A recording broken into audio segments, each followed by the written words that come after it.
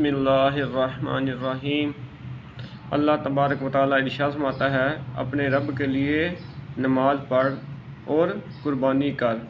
اللہ کے حبیب صلی اللہ تعالیٰ علیہ وآلہ وسلم نے ارشاد فرمایا، جو صاحب حیثیت ہوتے ہوئے بھی قربانی نہ کرے وہ ہماری عیدگاہوں کے قریب نہ آئے۔ اللہ کے حبیب صلی اللہ علیہ وآلہ وسلم نے اس پر ناراضگی کا اظہار فرمایا ہے کہ جس کو اللہ تبارک و تعالیٰ نے استطاعت دی ہے، طاقت دی ہے، مال دیا ہے، اس کے باوجود بھی وہ قربانی نہیں کرتا، تو اللہ تعالیٰ کے حبیب صلی اللہ علیہ وآلہ وسلم نے فرمایا کہ وہ ہماری عیدگاہ کے قریب نہ آئے۔ تو اللہ تعالیٰ نے جن لوگوں کو مال دیا ہے، جو صاحب حیثیت ہیں، ان کو چاہیے کہ وہ ضرور قربانی کریں۔